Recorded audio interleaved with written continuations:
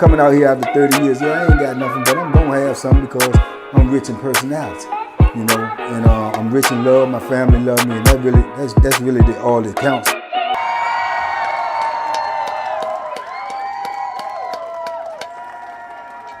Hey man, shout out to everybody out there on Team Banky Pound, man. I appreciate it. I appreciate the support. We out here, man. 33 years worth of prison stories, man. We pushing this P. We out here in the real world trying to give real advice to keep these youngins from going in the penitentiary where I spent 33 years of my life. You dig? So let's go, let's get it. These are stories to let you know what can and will happen behind them walls in the penitentiary. How, man?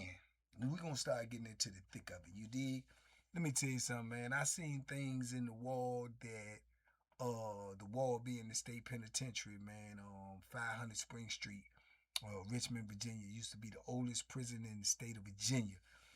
I seen things in there, man, at 20 years old, 20, 21 years old, that you only see in a movie. You only see in a movie or you hear about. I've seen them with these eyes, man, and it had a long-lasting effect on me. You know, it had a profound effect on me and how I did my time, how I moved going forward, how my mentality was, everything, you know. And by the grace of God and the squad, man, you know, I was able to do the 33 years and end up on this other side, which a lot of people don't get that opportunity, man. But I can remember one of the first things, man, that really, really disturbed me and really blew me. Like I was getting visits, you know, because I'm fresh. I'm fresh in my bit. I'm early, you know what I'm saying? So, you know, no matter how much time you do, I don't care who you are, I don't care what nobody say. The more time you do, the less love you're gonna get from the outside. And I say that in terms of don't mean you're not loved, but the less attention and love you're gonna get from the outside because you be gone so long, man, it's literally like you're dead. There's no difference. You're dead. You're not in them people's life on a day-to-day basis no more. People that you grew up with, your sisters, your brothers, your mothers, your aunties, cousins, your friends. You don't see them people no more. So it's no different than being dead. When you dead, they love you, they still love you, but you gone, and over time they will, by your presence not be there, you know what I'm saying? They will tend to focus on other things. You know, only when you come up in their memory do they say, well, what about? And the difference is when you're dead, they'll say, oh, he died, and feel a little sadness or whatever. They may go to your gravesite and put some flowers on it or whatever. Same thing with prison. Once they realize that you're gone, it's the same thing. But then it's, well, I'm gonna send them a card, I'm gonna go visit them, or I'm gonna send them some money. You know what I'm saying? It's that's the only difference. One, you're buried in the ground, the other, you're buried alive. One in the ground, one alive, but you're buried. So time will make people, you know what I'm saying, create distance, you know, in your life. And so I'm early in my bit now, so I'm getting visits like I don't know what, you know what I'm saying? People are showing me love. I'm on the phone all the time. It's like when you first get locked up, that's like a big part of you doing time because you want to stay connected to the street so much. And the irony of that is the more you get into your bit, the deeper you get into it, you'll realize you have to loosen up that connection yourself, even from your end. Because focusing on the street and trying to figure out what's going on out there, and it's gonna mentally drain you because it's gonna make you want to be out there so bad. It's gonna make you, when you want to know what's going on, what's happening with the people, it's gonna drain you because you have to pay attention to what's going on in your world now, because now this is your world. This is what you need to focus on. This is where you may die. This is where you may, get injured beyond repair. So you have to focus on what's going on around you. And when your mind is on the street, you're not going to be focused, man, and something can happen to you. So these are hard learned lessons, man, because especially when you're young and you just want to be home. You don't want to be in this dreary, dangerous, violent place, man. It's no escape. It's literally no escape from getting away from it. So I'm going over here to the visits all the time, man. I'm in the wall, man. My mom come and see me. You know, at the time I was married, my wife come and see me. My brothers and sisters come and see me. A couple of friends was even come and see me. So I'm over there all the time, man. But the crazy part about the wall was during the visiting hours, like I say, we was in the wall when I was in there. They was just coming off of years of lockdown from all the violence on there. Bodies being dropped, bodies being found, all types of craziness going on up in this joint. And they dropped me right up in this joint. So I'm like, man. So we on what they would call to the modern day is controlled movement. Only certain people, certain tiers come out at certain times and whatever. So when you go to a visit, you might come back. It might not be nobody on the block because it might not be a tier out.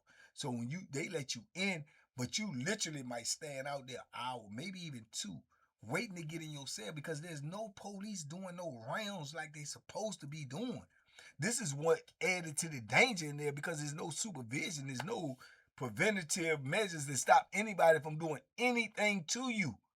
You understand? You have to fend for yourself. That's why you gotta get you one of them as soon as possible. You know what I'm saying? Because you got to take care of you. And that's a lot to put on your plate as a young person. Even if you was violent on the street, even if you witnessed violence, or even if you was a part of violence on the street, it's a different type of violence. It's a different type of violence. This up close and personal. This ain't no pow pow pow shoot them out from across the street. You got to get down and dirty. You got to get gritty. You got to be able to smell that this joker just ate a cheeseburger. You got to smell his breath. That's how close you got to be to get your work in. And if you're not physically capable of doing that, it's good night Irene for you.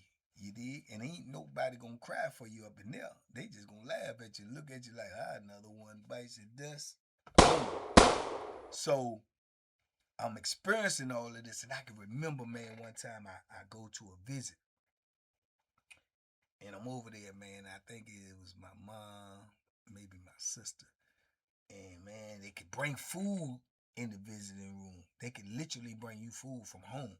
You know, people check the food, do whatever. They could bring the food. You could eat it in the visiting room, right? You could actually take a certain amount of food back to your block, right? I've never been nowhere else that was, you know, that you was able to do that. That's the only first and the only time that ever happened. You know, so I'm eating my mom's good food, man, her fried chicken and macaroni and cheese, and cornbread, man, candy yams and greens, and man, it was crazy, you know. So I can remember having this visit, man, and I'm eating all of this stuff, man, and I'm sitting there and I'm talking to them, and then it be so draining when they leave, man, because you want to go with them. You literally get to watch them walk out the door, and you got to get up and then go in the back and, you know what I'm saying, get strip searched and everything, and then grab your stuff and leave. And man, that don't be heartbreaking, man. It be heartbreaking, especially like when my homeboys them used to come up there, and I used to see them leave, man. 2, 3 of them, I wanted to walk out with them so bad, man. You know, and then you sitting there, you asking dumb questions like, "What y'all get ready to go do?"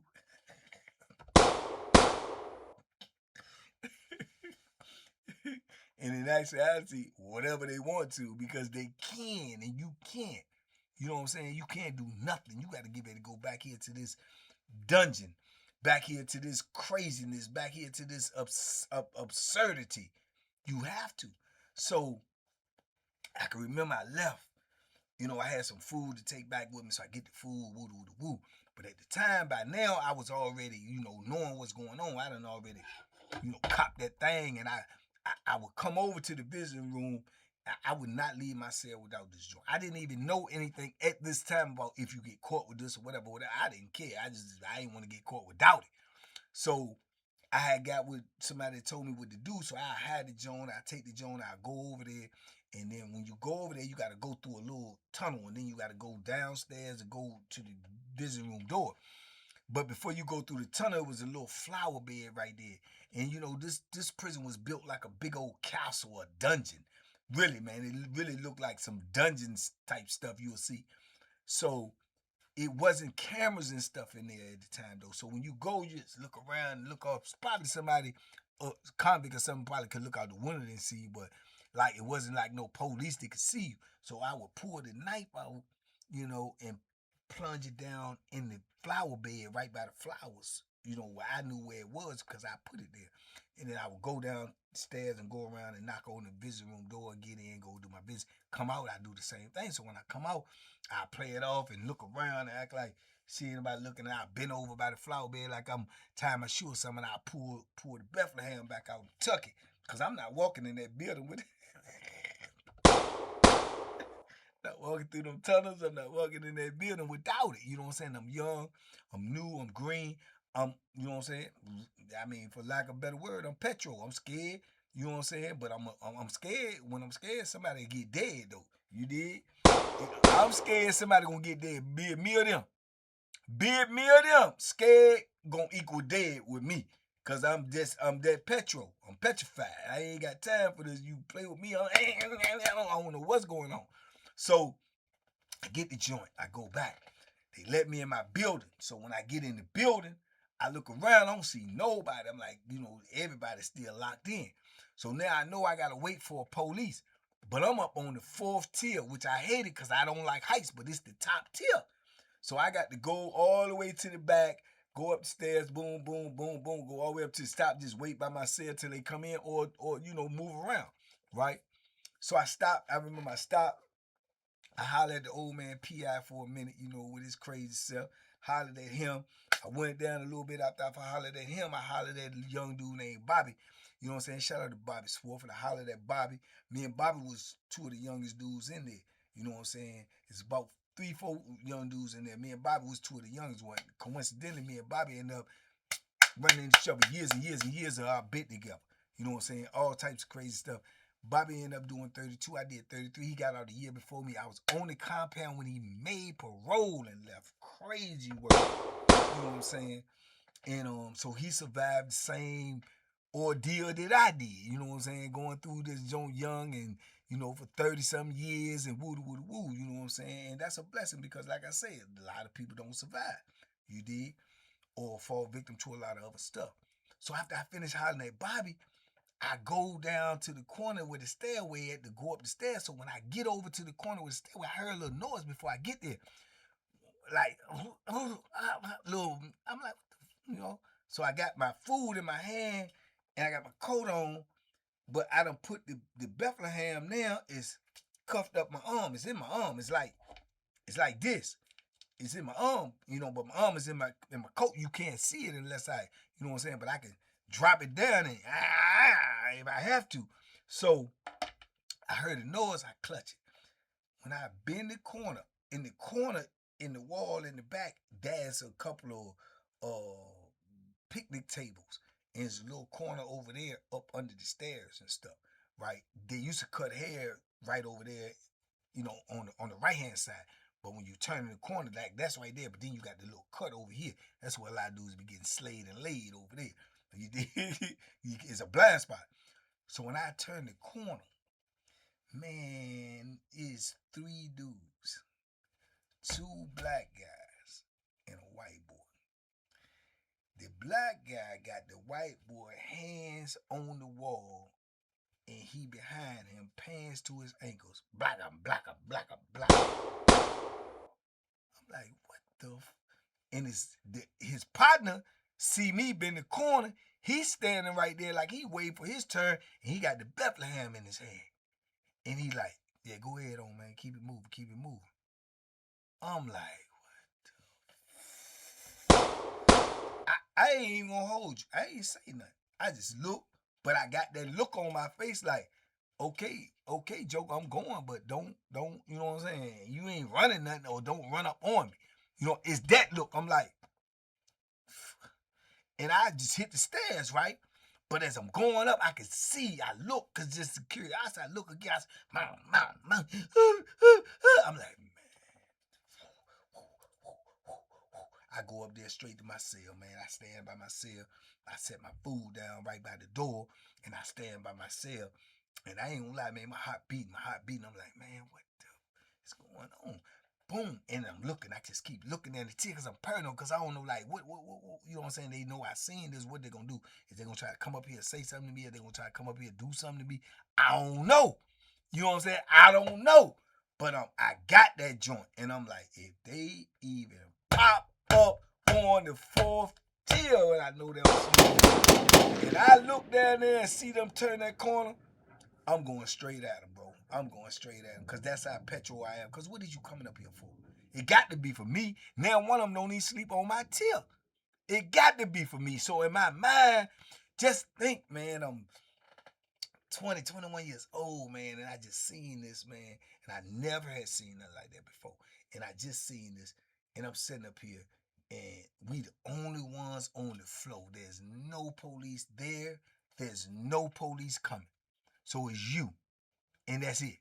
Is nobody gonna help you but you. And I'm thinking in my mind, if they come up here, they coming to, straighten me or rectify something with me. And I'm not going for it, bro. I'm just not. Then I'm scared because I look over and it's so far down. The tier is so narrow. I'm like, and I'm saying silent prayers and everything. Like, don't let them jokers come up here, man, because I'm scared of the heights. I'm scared of the confrontation. I'm just gonna act like a madman. I'm just gonna go wild. I swear I'm just gonna go berserk. And I know it. And I'm like, man, it's just too much on my brain, you know what I'm saying? I'm trying to calm myself down, man. I'm like, man. It's like, man, when you silently praying for something not to happen because you don't know how it's gonna turn out. I don't know, you know what I'm saying, what's gonna happen, man. At this point in time, I ain't never been in no knife fight. Who does that? Does that? I ain't never been in no knife fight, and I don't want to get stabbed at all. You know what I'm saying? I done been stabbed before on the street, so I know what it feel. I don't want to get stabbed. So I'm like, man. So I could just feel, man, my heart was beating so fast, man. If I would have knew like things then about a heart attack, I would have felt like I was having a heart attack. So I'm so nervous, man. I'm like, man, come on, man. Where these people at? Where they at? And the minutes is going by slow as I don't know what. It seems like it's taking forever. It's like, man, they ain't even gonna come let the Joker in. Then I start thinking in my mind, what if they come in? To come see if anybody need to come in, and they see that, you know what I'm saying? What's gonna happen with that? I'm like, I just ain't know, man. My brain was just going everywhere, man. I'm like, man, I'm in a madhouse, bro. I'm in a madhouse. And I was like just sitting there, bro. And do you know it took me? I stayed out there probably about an hour, 10 minutes, hour 15. For I heard the key, ting-a-ling-a-ling, jing-a-ling-a-ling. Police on the floor. I look down, I see it coming around. So I just look again. I don't see now one of the dudes. I don't see the white dude. I don't see nobody. So I'm like, boom, and dudes is just hollering back and forth out the doors and stuff. Hey man, why you scared? Hey man, hey man, pass me that. Dudes is telling me, hey yo man, grab that for me, bring it to me. I'm like, I ain't grabbing nothing. I'm like, I don't hear him. And then some dudes is getting mad like, hey man, I know you heard me telling you, calling you, man. Hey yo, you right there standing in front of cell 420. Hey man, bring me. I ain't doing nothing. I'm sitting on this joint like this. All I want, my door open to get in my cell, lock the door. I'm good in there, man. I got a weight plate in there. I got the Bethlehem in there. My door is locked. Everything that come to me got to come to me.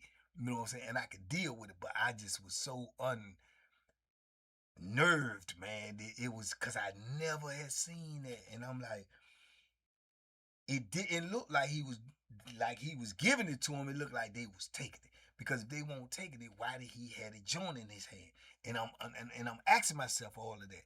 You know what I'm saying? Like, man, is they actually like turn the boy off, or is this something that he wanna do, or it was too much for me, bro. It was too much, man. And I was discombobulated, man. I was messed up. I couldn't even eat my food. You know what I'm saying? I couldn't even eat my food. I kept thinking about it, so I can remember the next day being out, and I was going to the phone, and I seen one of the jokers. He was out, and he only supposed to be out on our tier. He was out, and I seen him. You know what I'm saying? I got that beam on him. I said, oh, that's one of the jokers right there. You know what I'm saying? So I'm looking at him. I'm acting like I ain't looking at him, but I'm looking at him. And I'm trying to see if he looking at me. And I'm wondering in my mind now, the paranoia is going like, is he out here for me? Is he plotting on me? Is he trying to do something to me? Because he know I know what's going on. Which I ain't going to say nothing. Who I'm going to say something to? I don't even know nobody. You know what I'm saying? So it was just weird, man. It just had me in a state of paranoia, man. So if you wonder why jokers have been in penitentiary so paranoid, they got good reason to be paranoid. Good, healthy reasons to be paranoid, my dude. And I was like, man, this is insane, bro. I couldn't even have a good conversation on the phone at the time with my wife at that time because I'm so like, she talking and I'm like, yeah. Bang, bang. Yeah, what? You listening to me? Yeah. No, I'm not. I'm listening to what's going on around me and watching this joker. He over here and I'm like this, but I'm looking out the corner of my eye like that. Then trying to see what he doing. Is he gonna try to run down on me, run up on me or something? He would have got a surprise, but still though, I might have got one too, because he ain't gonna run down on me with nothing. He would have had something. So, these are situations you never been in, man. So that's why I be telling people, man, you don't know what you're gonna do till you in the situation where you gotta do it. You do not know how. You think hey, if it was me, I'd do this, you don't know nothing what you would do, man. Shut up. Shut up, man. So crazy work though, man. It was crazy work, man. Nothing ever came of it. Now one of them never said nothing to me. I never heard nothing about nobody getting locked up. You know what I'm saying? I won't, I seen both of the dudes multiple times after that. I never seen the white boy face because I ain't see his face. It's not funny. I'm not laughing at that, but I was just saying I didn't see his face because his hands was on the wall. You know what I'm saying? All I know it was a white boy. I can see the back of his head and I can see his skin tone on his leg because his pants was on his ankles. So I'm like, man. Yeah, man. So when you see these things, man, you be like, man, yeah, bro. Yeah, bro, you should have stayed on the street. Yeah, you should have stayed on the street. You should have literally, you should have been a square. You know what I'm saying? Because being a square is fair. You ain't up in there. You heard me? So, yeah, man, crazy stuff. But, you'll see a lot of things in prison you'll never see in real life. You'll never see in real life. You only see in a movie or on TV or something unless you up in there. If you up in there, you going to see it in 3D. Real life 3D is right there. So anyway, man, y'all talk to me in the comments. I talk back. I'm going to need y'all to hype the video. I'm giving y'all too much of this good work, and it's only going to get better. I need you to hype the video. I need you to leave a comment. I need you to tell somebody. I need y'all to run these numbers up. I need to get to the meet and greet. Let's make it happen. 2026. Let's make it happen, man. TBP Nation, y'all big love, man. Y'all be safe, be smart, make good decisions, man. Hey. Duck them hooks, man. Stay out the penitentiary. Please.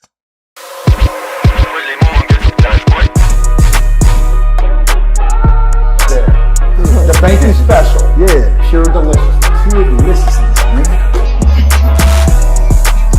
My name is Banky, man. Everybody calls me Banky. That's the name that I got from my grandmother when I was young.